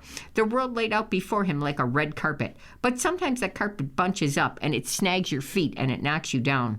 Moore's time in the NFL, like his time at Purdue, was front-loaded with success. He missed most of the sophomore 2019 season at Purdue with a pulled hamstring, and then he missed 3 games of the COVID-19 shortened 2020 college football season with another hamstring injury. In the NFL, his best season was his first, 54 catches, 435 yards in 2021, but he missed 12 games in 2022 with hamstring and groin injuries and was not as effective in 2023. Moore was then traded to Atlanta for the 24 season, but missed it with knee injuries. He signed with Minnesota for the 25 season, but missed it with another knee injury. Moore wasn't in the news again until Saturday. That was February 21st of 26, when his body was discovered inside his garage in New Albany. He was taken to the Floyd County coroner. He left behind so much shock and sadness, and that same message pinned to the top of his Twitter page, and it said, "Note to self, be patient." Vaughn reveals amputation was in play following the crash. U.S. skier Lindsey Vonn revealed she could have lost her leg after her crash in downhill at the Milan Cortina Olympics. Vaughn was put out an Instagram post on February 23rd to say a complex tibia fracture was just part of the injury she suffered. I had compartment syndrome. And compartment syndrome is when you have so much trauma to one area of your body, there's too much blood and it gets stuck, and it basically crushes everything in the compartment. Vaughn said all the muscles and nerves and tendons, it all kind of dies. And Dr. Tom Hackett said, it saved my life. He saved my leg from being amputated. Excessive pressure building up inside a muscle, either from bleeding or swelling, causes compartment syndrome. The pressure restricts blood flow and can lead to permanent injury if it's not treated quickly. Vaughn said Hackett, an orthopedic surgeon, was on site because she tore her ACL in a crash prior to the Olympics, and he conducted a fasciotomy to save her leg. He filleted it open and let it breathe, and he saved me, she said. Vaughn, who also broke her right ankle in the crash, is out of the hospital. Vaughn hooked the fourth gate with her right arm, which sent her spinning and hurting in hard-packed snow. She tumbled end over end several times. Things just happen so quick in this sport, his teammate Bill Wright said after the race. And here's an article about March Madness coming up beginning on March 17th. Risers and fallers as madness nears. Duke and Arizona look like basketball teams to beat in the upcoming men's NCAA tournament after taking down number 1 Michigan and number 2 Houston. The number 3 Blue Devils beat the Wolverines behind Cameron Boozer's 18-point, 10-bound rebound and 7-assist performance. Meanwhile, the Wildcats defeated the Cougars behind career-high 22 points from Matthew Del Orso.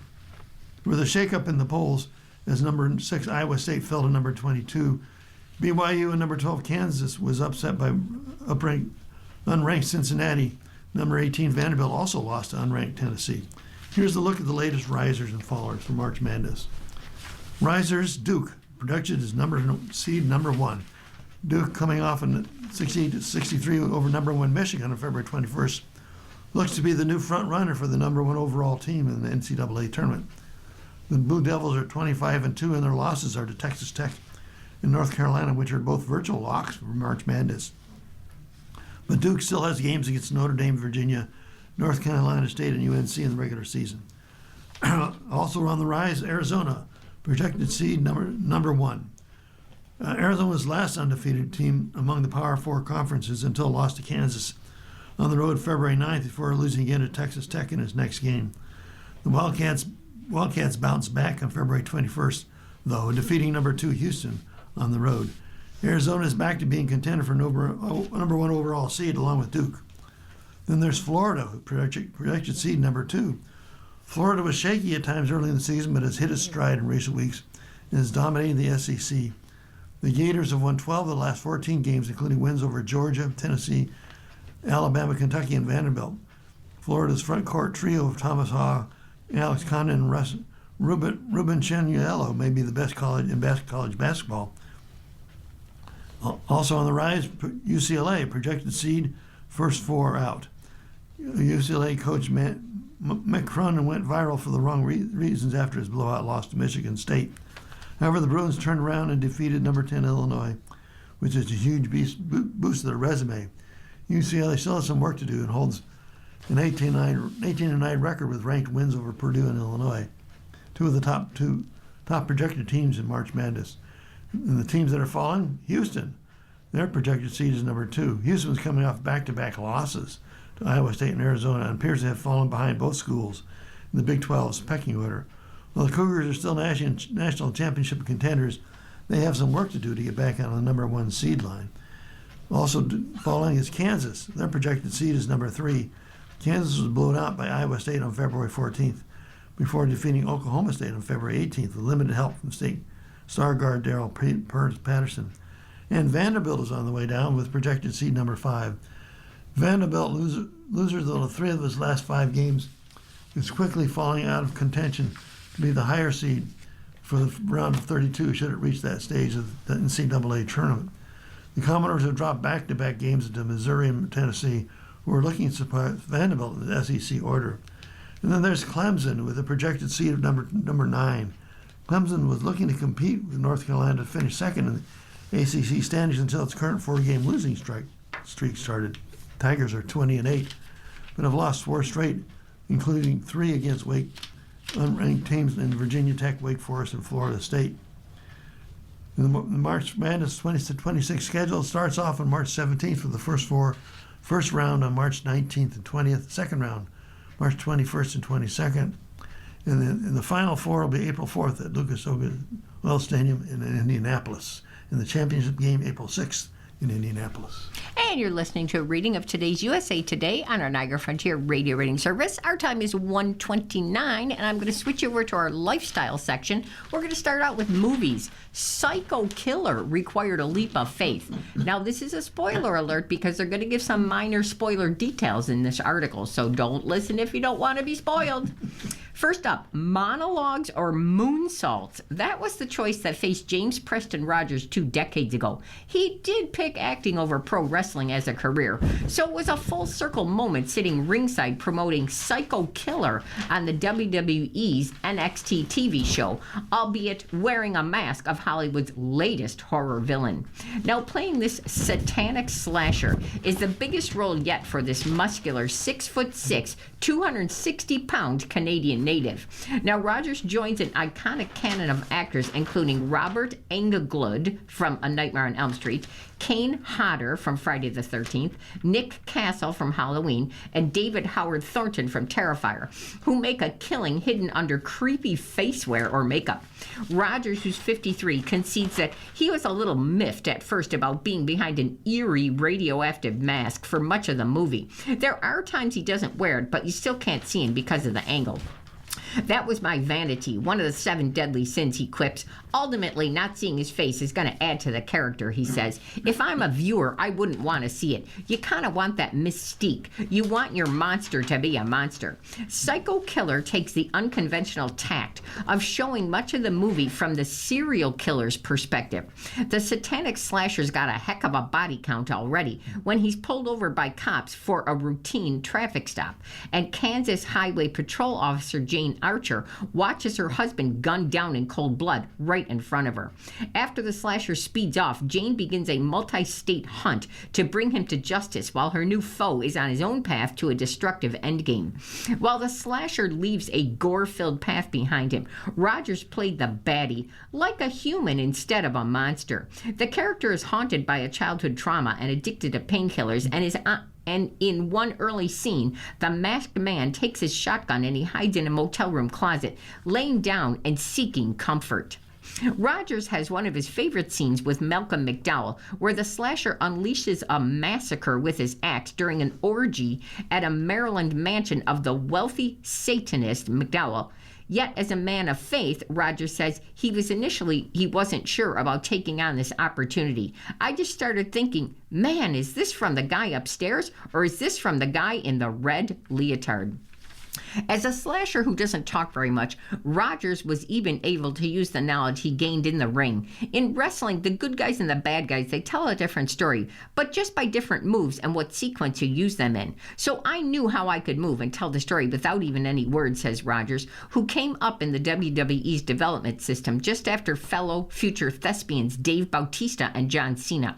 Rogers was into sports growing up in Toronto, and after working with his dad in elevator construction, he started wrestling. Then at 30, though, he went fully into acting. I found what I wanted to do with my life, and then I couldn't get enough of it, he says. God has a plan, and I could never have seen this plan coming this way. But without saying too much, the end of Psycho Killer, it hints at another round someday for the satanic slasher. Already, the villain is a favorite in the Rogers household. The actor, he has 2 sons, and his 6-year-old will say, "That's Daddy," when he sees the slasher. We watch Back to the Future. I'm like, Michael J. Fox, he's Marty, Rogers says. So I'm kind of getting them ready. And if they see Psycho Killer with all that blood, well, it's just ketchup. Well, Elvis is back in the building in Epic. This is the Las Vegas Elvis we forgot about, the one with the great cheekbones, who karate chops and sings fire out of Suspicious Minds and Burning Love. The guy who smooches his way around a packed ballroom of weeping, ecstatic female friends. The Elvis who wears a white polyester jumpsuit that is, truth be told, at least a size too big for his lean frame. The Halloween costume is the Elvis many years later, said Baz Luhrmann, director of the new documentary Epic, Elvis Presley in Concert. It opens in IMAX February 20th and theaters everywhere February 27th, which is built around the electrifying, never-before-seen rehearsal and concert footage from Elvis's groundbreaking residency in the International Hotel. But Elvis of 1970 that you see in this film is the Elvis at absolute pinnacle, almost like he's flying so close to the sun, almost inhuman on stage, and yet so human. This Elvis is a man of the moment, confident, cool, and completely charged. He rehearses in a flower power shirt, mopping his sweat with a coordinating pink towel as he directs his enthused band. On stage, he scoops up a navy blue bra thrown in his direction, drapes it over his head, and carries on bemused. To think this has been languishing in a Kansas salt mine for the past 50 years. It was a bit like Raiders of the Lost Ark, Lumen recalls going into the storage space used to keep safe to keep film.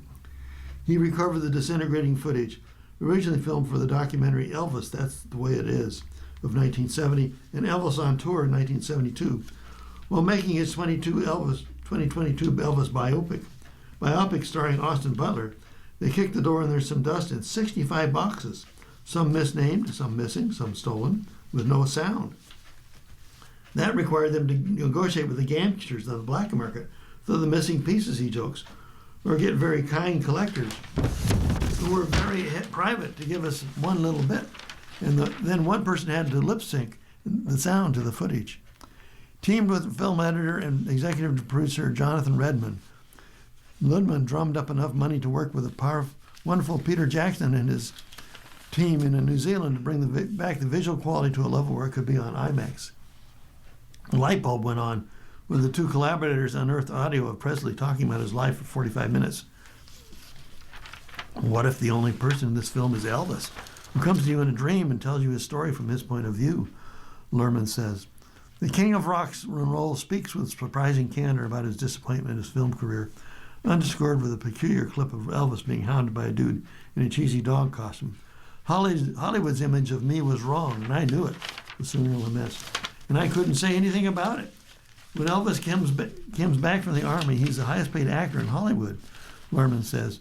But then he hears things like, well, we did the Elvis schlock so we can pay for the serious films. I can't overstate how you hear it in his voice, how dispirited he was.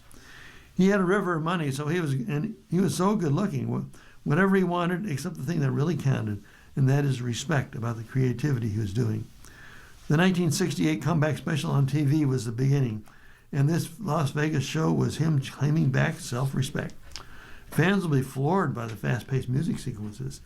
Vegas signature songs such as Poke Salad Annie, and Never Been to Spain are here, and is a terrific mashup of Little Sister and the Beatles' Get Back, songs that teeter on override as live records. You've Lost the Loving Feeling are dazzling in the Vegas setting. Many aspects of Elvis' story are touched on a glancingly, or not at all, in the film's brisk 90-minute runtime. His marriage to Priscilla Presley is barely noted, with the performance of Always on My Mind, while clips of Colonel Tom Parker, Elvis's manager, are paired none too subtly with the You're the Devil in Disguise. Presley's prescription drug abuse goes undiscussed, but the faithful will be thrilled by fresh footage of Lisa Marie, Elvis's daughter, crawling across the shag carpeting in Graceland, and Elvis boarding his private plane in the mist, a clip mirrored in the Elvis biopic. The film doesn't entirely shy away from Presley's unmaking. You see a little bit of withering in the later Las Vegas footage, Lerman says. He doesn't think he's going to do more than one show there. He's building the show to go to England, Japan, Australia, and Europe. Then he goes on tour around America, and he does it again, and then again, and then again. And it's a bit like a bird smashing against a glass window. He doesn't really understand why. At a certain point, they build this sort of amazing citadel at the top of the International, and I think the spirit gives in and goes, well, as long as I can crawl onto stage and feel that love of the audience and give myself, I'm no longer going to try and figure out this touring thing. And of course, without a challenge, without being able to use his wings and fly well, then it turns on itself. The singer's ex-wife Priscilla is to see the documentary for the first time this week, and Lerman has arranged private viewing experiences for Lisa Marie's daughters, Riley Keough and twins Finley and Harper Lockwood. Could there be more Elvis movies in the director's future? He's willing, if the documentary's reception justifies taking even more of his footage and showing even more of him in different ways. Already Lerman has seen audiences just acting like they're at the concert, screaming, clapping, and dancing. I've heard them say many times, it just felt like we're there. Now my heading is the 98th Academy Awards. Is an Oscar pure gold? Here's a peek at how they are made. It never gets old watching the Oscars on TV, especially if you're the person who made that trophy. You're always trying to zoom in like, who made that one, says Ivan Goodman, who's manufacturing manager at the UAP Fine Arts Foundry, where these priceless statuettes have been fastidiously produced for the last decade. I watch the Oscars every year with my daughters and I tell them, I made those at work, says craftsman Miguel Lucero, who's tasked with coating each wax model in a ceramic shell. Just one of the myriad steps it takes to build this iconic hardware. It's so complicated, Lucero says. I think a lot of people would be surprised how long the process to actually finish one Oscar takes. The average person might just assume that the Oscars are mass-produced and camera-ready as soon as they roll off an assembly line. But every statue is handmade by a group of more than a dozen artisans, with production lasting roughly 6 months from the start to the finish for each year's batch. Each Oscar is a sculpture of its own, and it's treated the same way as we would approach a 20-foot bronze artwork that would be going into the Whitney Museum, Goodman explains, while strolling through a lofty concrete workspace that's dotted with towering aluminum busts. It's the same level of care that we put into everything that we make here. Now, the casting process, it begins with wax figures, which are dipped into vats of ceramic slurry and silica sand to create a hard, heat-resistant casting around the Oscar. Think of it like breading your poultry. The Oscar is basically a chicken cutlet, and it takes 20 people to make it, he says. From there, the wax Oscar is then melted out and replaced with molten bronze. Once that cools, the ceramic shell is broken off, so the solidified statue can be sanded and polished to fix any imperfections. Layer after layer, you start losing details on the face, says a finishing team that's led by Salvador Guzman. The most difficult part is the lips, of course, because they're so tiny. But it's all about patience and taking time. Having it perfect is what the Academy expects, nothing less. Now, in the final step, the bronze statuettes, they are plated with gold at the Epner Technology in Brooklyn. The most common question that Goodman gets is it solid gold? That's the usual one. And they're like, hey, it's Hollywood, they've got money. People are also shocked by the proportions of the prize. It stands at 13.5 inches tall, and it weighs 8.5 pounds. Whenever anyone picks one up, they're astounded by the weight, he says. I don't think anybody assumes that they're solid bronze. Now, Guzman still is holding out hope that someday his team will get tickets to an Academy Awards ceremony. But for now, crafting these little gold men, it's the next best thing. It's a little taste of Hollywood, you know, Guzman says. Having a chance to work alongside the Academy, holding those things throughout the day here in the shop, it means a lot. Most people don't have a chance in their lifetime to hold an Oscar, but we do, and I cherish these moments, knowing that we have a part of history. Recently, we were talking about what's the most recognizable sculpture in the whole world. Is it David or is it the Oscar? Goodman says of Michelangelo's masterpiece, it's obviously the Oscar. Everybody knows him. Well, you're listening to a reading of today's USA Today on the Niagara Frontier Radio Reading Service. The time is 1:42. Well, we're out of stories in the lifestyle section, so we're going back to the national scene. Media eventually will leave the Guthrie case, yet the abduction is still a local story for Arizona. Over the past 3 weeks, if you happen to turn on the news or scroll through your phone, you likely would have heard one name over and over again, Nancy Guthrie. The abduction of the mother of the Today Show host Savannah Guthrie has captivated the nation as one of the most shocking and bizarre true crime stories of the decade. Nancy Guthrie, who's 84 years old and with limited mobility, was last seen at her southern Arizona home on January 31st and was reported missing the next day. Authorities have said she was taken against her will and have released piecemeal updates as the case has unfolded, including video of a suspected kidnapper in a ski mask and DNA evidence. Savannah Guthrie, who has been absent from her marquee morning show since the disappearance, has released a slew of heartbreaking videos pleading for her mother's return. With every passing day, some observers feel as though the case might never be solved. Pima County Sheriff Chris Nanos continues to hold out hope that Nancy Guthrie will be found alive. As long as we have the ability to chase a lead, the case is not cold. There comes a moment in every news story, crime or politics or anything else, when the public and the media move on. There are few, if any, updates from authorities, and other breaking news, from a deadly avalanche to the arrest of former Prince Andrew, fills our feeds. But even if fewer people are paying attention, Nancy Guthrie is still missing. What happens in big cases when the media stops shouting? Why the Guthrie case has riveted the nation? This is an unusual story, says Robert Thompson, a professor of pop culture and television at the Newhouse School of Public Communication at Syracuse University. It's a kidnapping with celebrity connections. The connection is in the heart of the news industry. Savannah Guthrie is a longtime member of a legacy news operation at NBC News at the Today Show, which is 75 years old. When we see her every morning on our TVs, she feels like our own family. As with the Lindbergh baby kidnapping nearly 100 years ago and the O.J. Simpson case 30 years ago, the public remains obsessed with crime and celebrity. The Hollywood Reporter has called the kidnapping the crime of the century. The way the investigation by the Pima County Sheriff's Office has unfolded has contributed to the swarm. I have been struck by how news about the case has been released by authorities in a piecemeal, occasional fashion, said David Schmidt, associate professor of cultural studies at the University of Buffalo. If I didn't know better, I would say that it's almost a calculated strategy to try and maintain interest for the case for as long as possible. But while the breadcrumbs of information have drawn out the case, which could lead to more tips that might help bring Nancy Guthrie's return, now the simple lack of information is part of why the story is dropping out of headlines. Nothing is happening, Thompson says.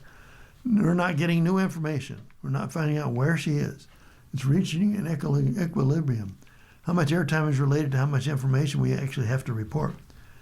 Thompson compared Guthrie's kidnapping to the missing Malaysian airline flight 370, an international flight in 2014 that disappeared with 239 people on board. The outlandish and mystifying story received nearly wall-to-wall coverage, but the plane was never found.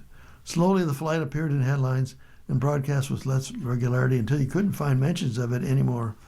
Other current events took priority. There's a lot of stuff that needs to be covered, Thompson said, and news editor has to make a lot of decisions. Local media is most likely to stay the course. Experts expect that while many national outlets will have to move on from major Guthrie coverage sooner, NBC News and local Arizona outlets will keep investigating and reporting the case aggressively. The massive national press that swarmed Tucson, Arizona in the first 2 weeks was overwhelming, lining the streets near Guthrie's house with news vans and reporters.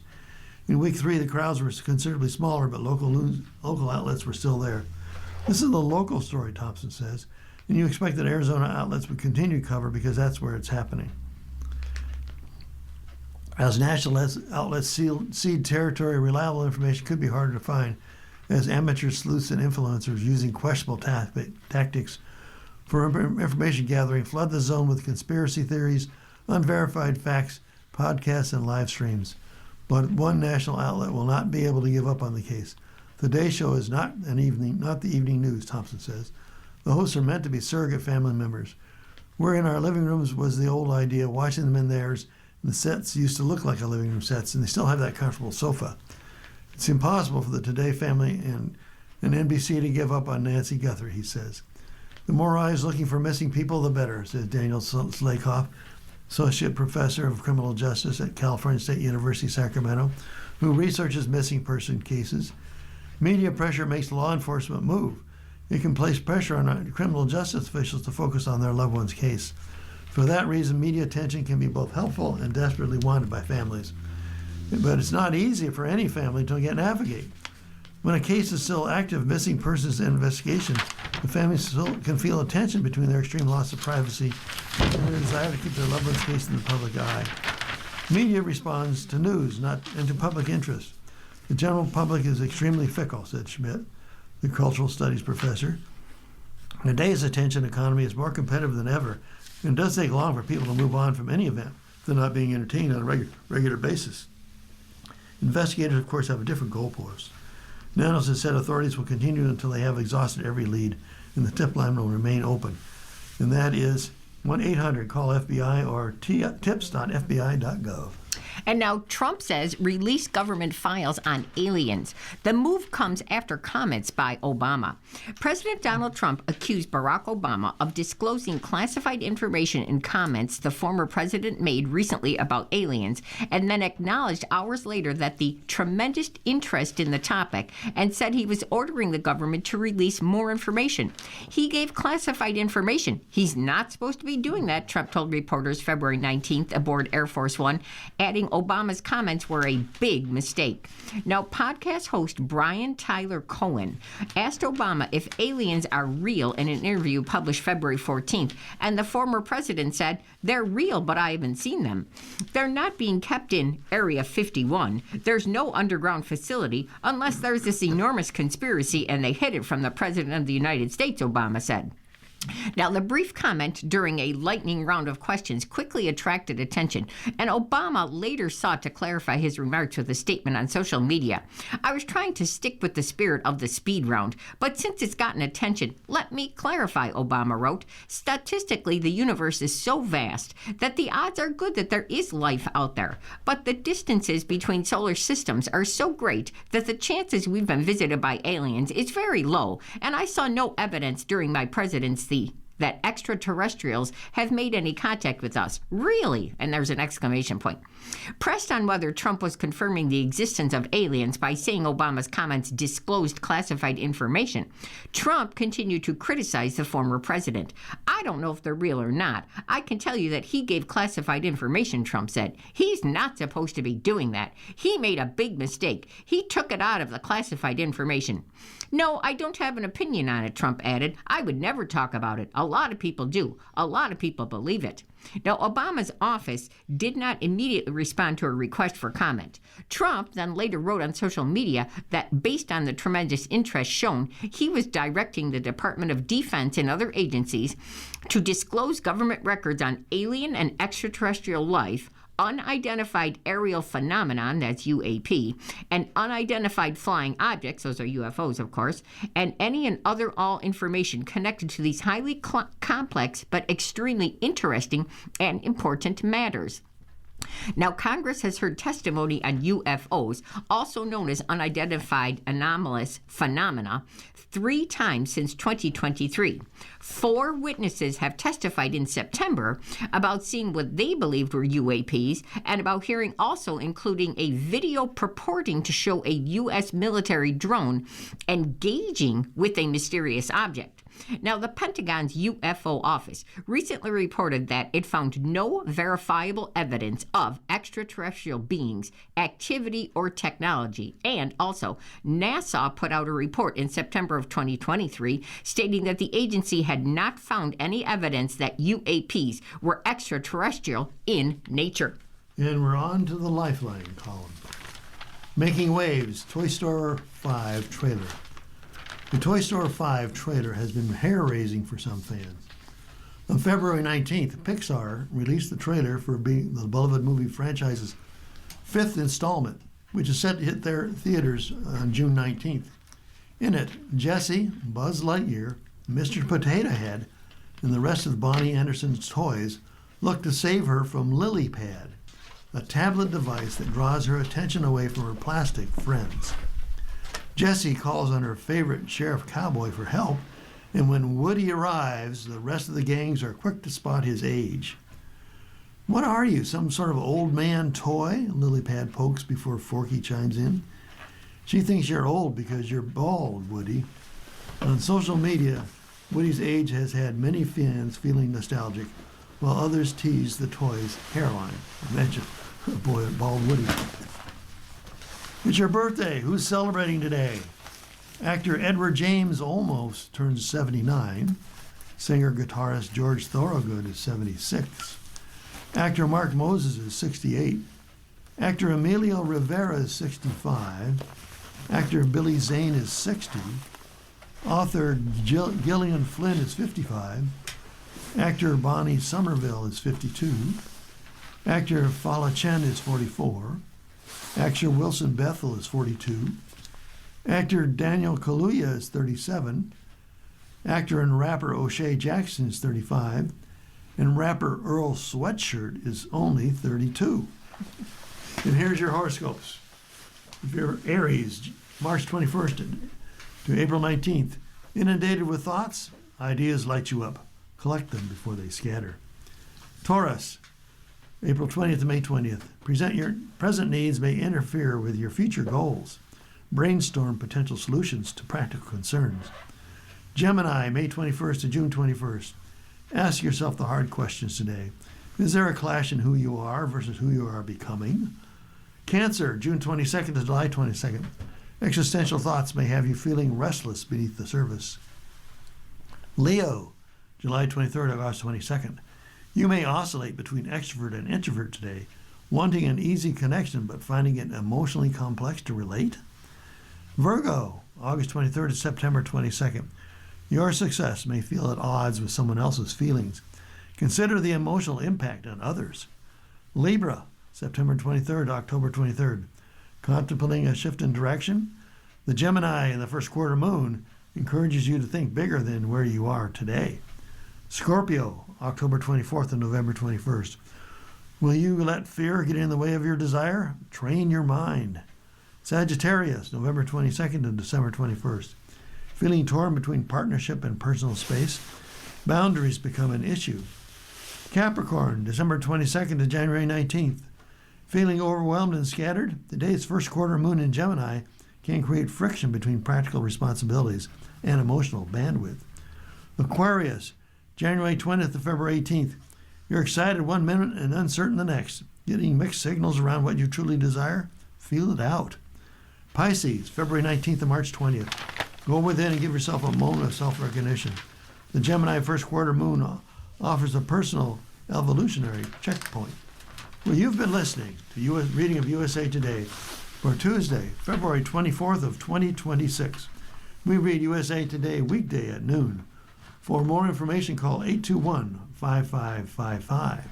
Your readers today have been Jody and Alan Blackburn. If you're listening to this publication online, you're probably using our website, a podcast player like Spotify or iTunes, a streaming service like Siro, or a smart speaker. Did you know that we now have a dedicated app that can be downloaded to any mobile device, like a smartphone or tablet, for free? App users can conveniently access our live stream and any episode of our podcast easier than ever. To download the app, just type NFRRS in the search window in the Apple App Store or in the Google Play Store. Contact us anytime if you have any questions by calling 716-821-5555, extension 5. Thank you.